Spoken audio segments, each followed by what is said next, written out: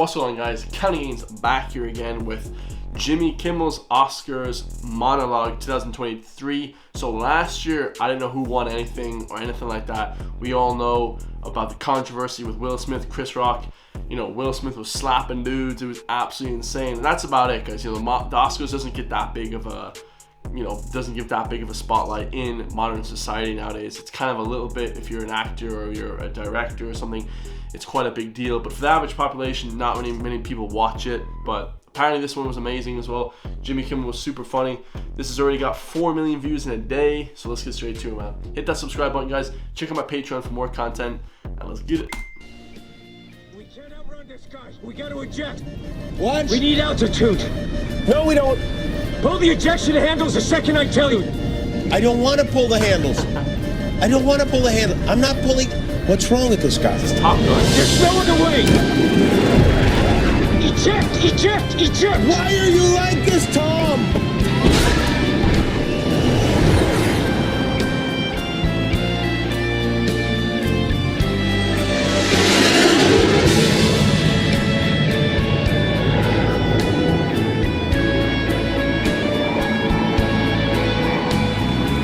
Ladies and gentlemen, your host for this evening, Jimmy Kimmel. Jimmy Kimmel took a parachute out. Okay. Alright.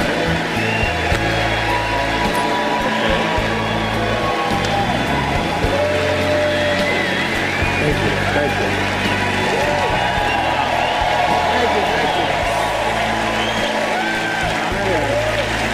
Thank you. Thank you.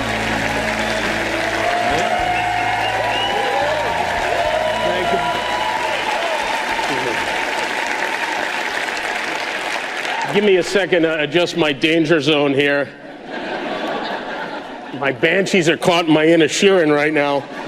All right, I'm good. Welcome and congratulations. Welcome to the 95th Oscars. We made it. You made it.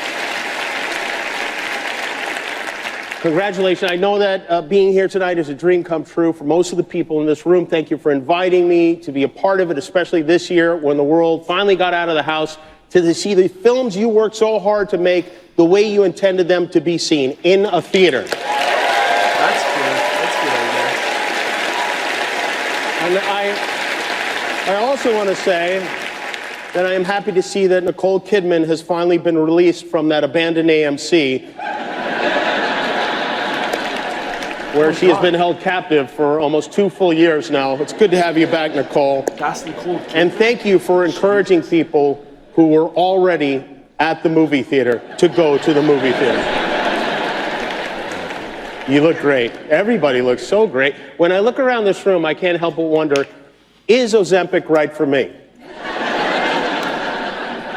We have so many first-time nominees here. In the acting categories alone, there are 16 first-time nominees, including Jamie Lee Curtis, including Ana de Armas, Colin Farrell, Michelle Yeoh,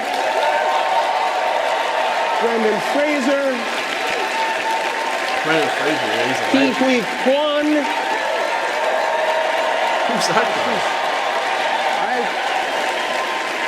This is, I think, a great piece of Oscar trivia. 31 years ago in 1992, Brendan Fraser and Ke Huy Quan were in a movie together. Remember which movie it was?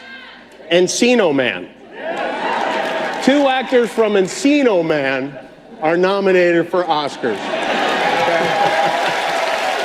What the hell's Encino Man? What the hell is Encino Man? What an incredible night this must be for the 2 of you, and what a very difficult night for Pauly Shore. Maybe it's time to reboot Biodome. Why not? All the top 10 highest grossing films this year were sequels or franchises. They say Hollywood is running out of new ideas. I mean, poor Steven Spielberg had to make a movie about Steven Spielberg. Congratulations, Steven. Look at this, by the way. I want to say, right here, this is my favorite duo of the year, Steven Spielberg and Seth Rogen. What a pair. The Joe and Hunter Biden of Hollywood.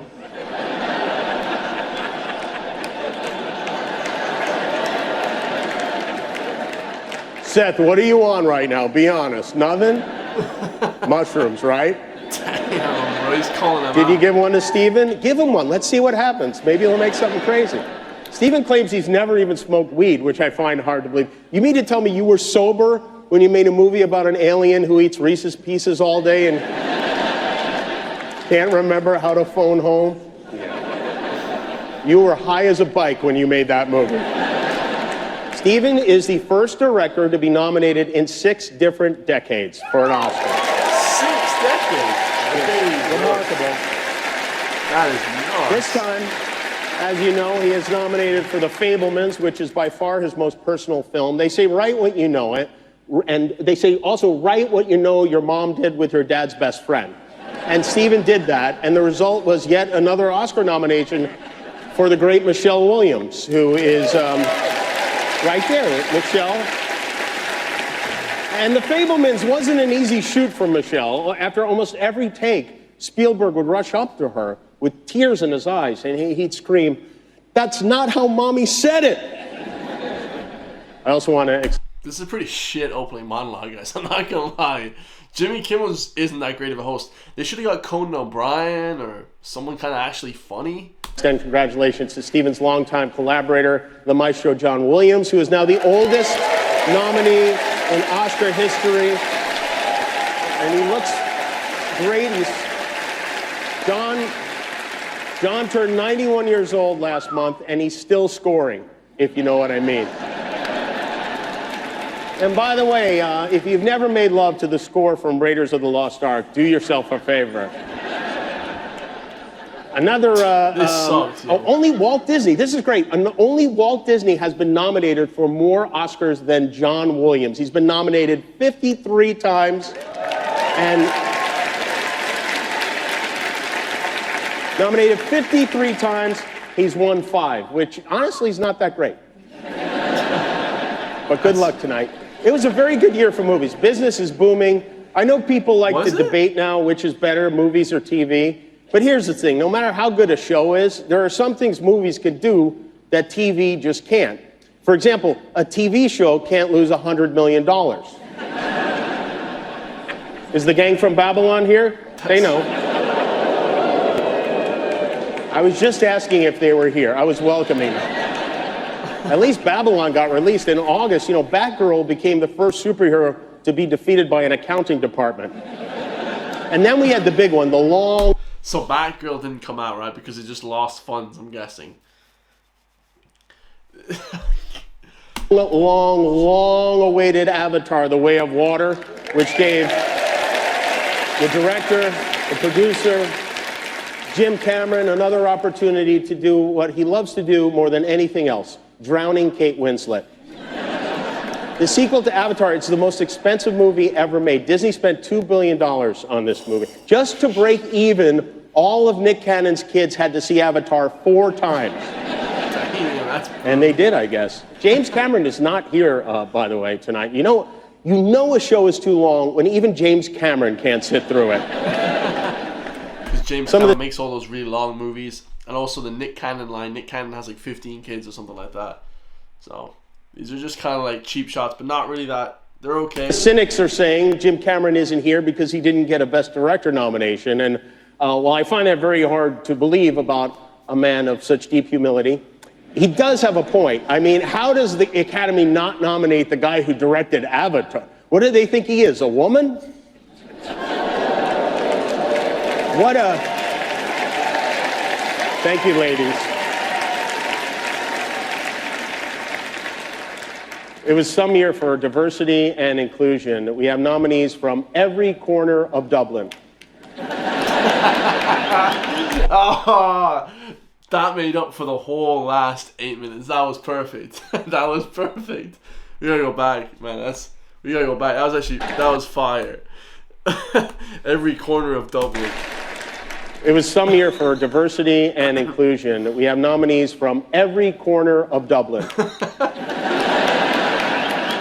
that's super funny. 5 Irish actors are nominated tonight, which means the odds of another fight on stage just went way up. Oh yeah, I heard that one. That's perfect. The odds of an Irish of a fight just went up. That's perfect. That's perfect. And while we're on the subject of diversity, I want to say, especially those of you watching at home, there are a number of excellent films and performances that were not nominated tonight, including Till and The Woman King, which are both based on true stories with great performances from Danielle Deadwyler and Viola Davis that are very worthy of your time if you haven't seen them, as is a small independent film called Top Gun Maverick, the movie that saved the movies. Everyone loved Top Gun. Everybody. I mean, I didn't see it, but I have to see that. Tom Cruise with his shirt off in that beach football scene. L. Ron Hubba Hubba. You know what I'm saying?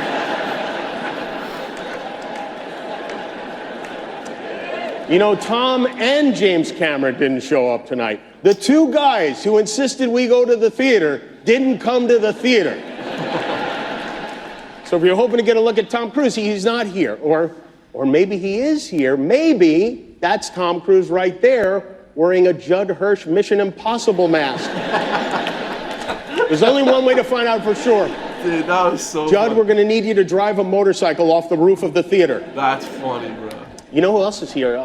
The right excellent Rihanna is with us tonight. Rihanna got her first Oscar nomination for the song Lift Me Up from Black Panther Wakanda Forever. Oh. Last month she performed at the Super Bowl, and tonight Rihanna will be performing at our halftime in just about 4.5 hours from now.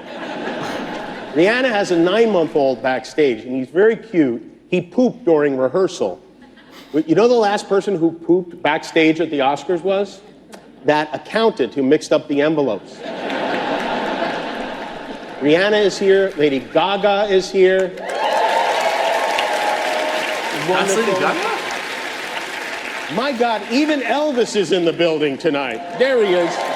Austin Butler. Austin, as you know, is a first-time nominee. He was so convincing as Elvis, still is. This is a good Hollywood story. Before they started shooting Elvis, Tom Hanks gave Austin a vintage typewriter as a gift, and in it, Tom wrote, he left a note written from Colonel Tom Parker to Elvis. So then Austin used the typewriter to write Tom back as Elvis Presley, and they got to know each other by sending letters back and forth as Elvis and Tom, which just goes to show you how incredibly silly this all is. You have silly jobs, but Austin, you are so talented.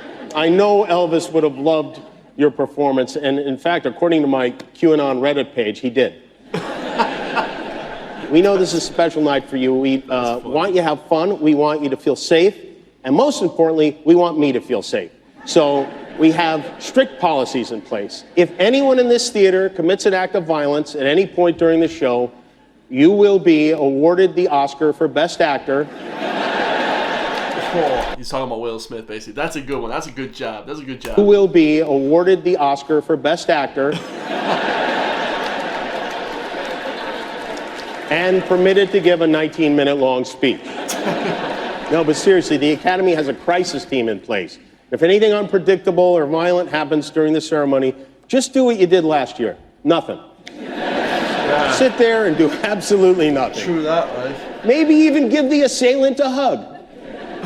And if any of you get mad at a joke and decide you want to come up here and get jiggy with it, it's not going to be easy. There are a few of my friends you're going to have to get through first. You're going to have to get through the heavyweight champ, Adonis Creed, before you get to me. You're going to have to do battle with Michelle Yeoh before you get to me.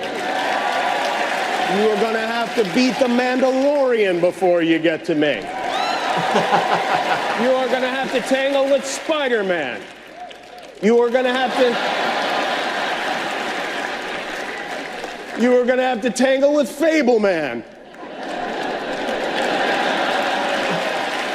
And then you're going to have to go through my right-hand man, Guillermo, if you want to get up to this stage. Oh, wait a minute. That's not Guillermo. Hold on, I should say the other Guillermo, not Del Toro. Yes, that one. Okay, there we go. I know he's cute, but make no mistake, you even so much as wave at me, that sweet little man will beat the Lydia Tarr out of you, okay? There will be no nonsense tonight. We have no time for shenanigans. This is a celebration of everyone here. You told us you wanted all the categories back in, and we listened. They're all back in. Hell yeah. That's right. We will be showing all 23 categories live tonight, except for one. Earlier tonight, Best Picture went to All Quiet on the Western Front. Congratulations to Germany.